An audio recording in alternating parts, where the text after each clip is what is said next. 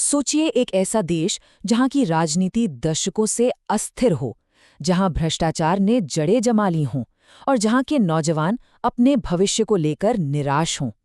और फिर अचानक उस देश को एक नया प्रधानमंत्री मिलता है। साल था 2026 और नेपाल ने एक नए लीडर को चुना। लेकिन सुनिए, ये कोई मामूली चुनावी बदलाव नहीं था। ये तो एक तरह का राजनीतिक भूचाल था। और जो नेता चुना गया वो कोई करियर पॉलिटिशियन नहीं था। जी नहीं, उनका रास्ता सालों की पार्टी पॉलिटिक्स से होकर नहीं, बल्कि कहीं और से आया था।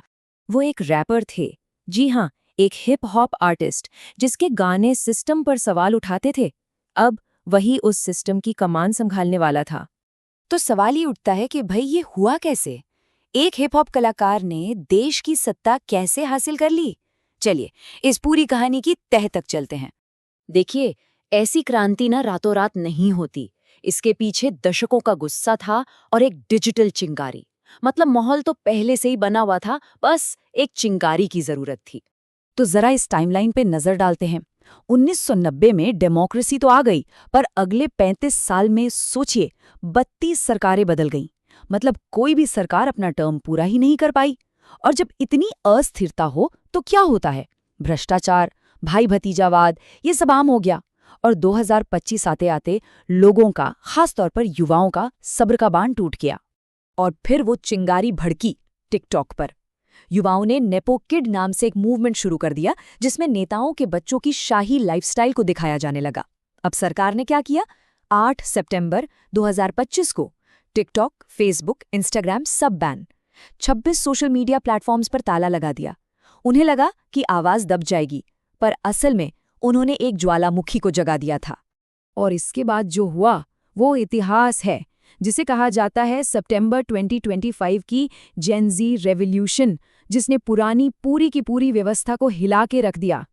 तो हुआ ये कि सोशल मीडिया बैन के जवाब में हजारों नौजवान काठमांडू की सड़कों पर आ गए। पुलिस ने गोलियां चलाईं और बस हालात काबू से बाहर हो गए। सिर्फ 5 दिन, और इन 5 दिनों में 76 लोगों की जान गई, 2000 से ज्यादा घायल हुए। गुस्सा इतना था कि प्रदर्शनकारियों ने 117 साल पुरानी संसद की बिल्डिंग तक जला दी। दबाव इतना बड़ा कि प्रधानमंत्री केपी शर्मा ओली को इस्तीफा देना पड़ा और फिर एक टेम्परेरी सरकार बनाई गई। फिर हुए मार्च 2026 में चुनाव, और नतीजों ने तो सबको हैरान कर दिया। रैपर बलेन शाह की नई नई पार्टी आरएसपी ने 275 में से 182 सीटें जीत ली। ये सिर्फ जीत नहीं थी, ये एक पॉलिटिकल सुनामी थी जिसने दशकों पुरानी पार्टियों को जड़ से उखाड़ दिया। अब जरा इस चार्ट को देखिए। ये जो लंबा वाला बार है, ये है आरएसपी का 182 सीटें, और उसके बगल में ये छोटे छोटे बार, ये है नेपाली कांग्रेस और सीपीएन-यूएमएल, जो दशकों से नेपाल की राजनीति चला रहे थे। ये चार्ट सिर्फ आंकड़े नहीं है, ये नेपाल की राजनीति में आए एक जबरदस्त बदलाव की तस्वीर है। तो ठीक है, इतनी बड़ी जीत के बाद बलेन शाह ने किया क्या? उन्होंने एक नए एजेंडे के साथ काम शुरू किया, जिसकी पहली झलक उनके 100 दिन के प्लान में दिखी।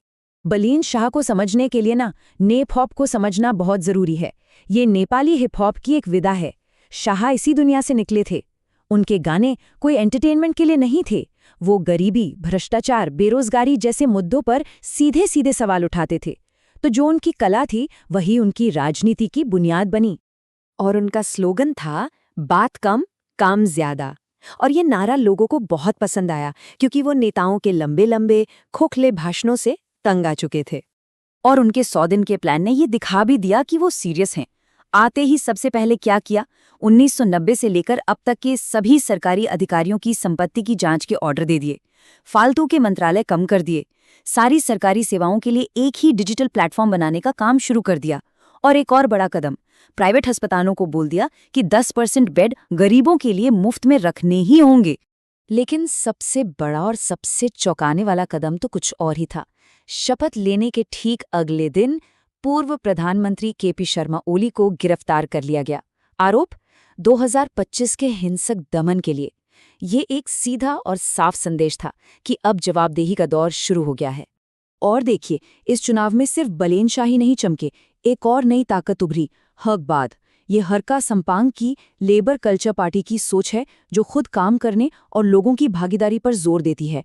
इससे पता चलता है कि नेपाल में बदलाव की ये जो लहर थी वो किसी एक इंसान तक सीमित नहीं थी, पूरे देश में एक नई तरह की राजनीति की भूख थी।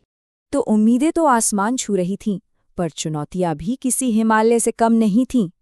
देखिए, चुनाव जीतना एक बात है और देश चलाना वो बिल्कुल अलग बात है। जरा इस एक नंबर पर गौर कीजिए, 2300 से भी ज्यादा। ये वो संख्या है जितने नेपाली लोग हर रोज काम की तलाश में अपना देश छोड़ने पर मजबूर हैं।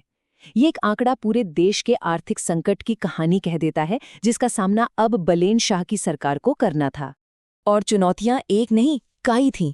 इकोनॉमी को देखें तो 21% युवा बेरोजगार थे और देश की कमाई का बड़ा हिस्सा बाहर काम कर रहे लोगों के भेजे पैसों पर निर्भर था। राजनीतिक तौर पर उनकी पार्टी की ऊपरी सदन में एक भी सीट नहीं थी, मतलब कोई बड़ा कानून पास कराना लगभग नामुमकिन।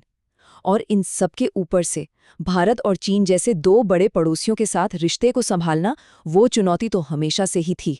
तो असली सवाल अब ये है कि पुरानी व्यवस्था तो टूट गई, ये बात तो साफ है, लेकिन क्या एक रैपर का वादा, एक कलाकार का विजन एक नई और मजबूत व्यवस्था बना सकता है? इसका जवाब तो खैर वक्त ही देगा, लेकिन नेपाल ने एक ऐसा दांव खेला है जिस पर आज पूरी दुनिया की नजरें टिकी हुई हैं।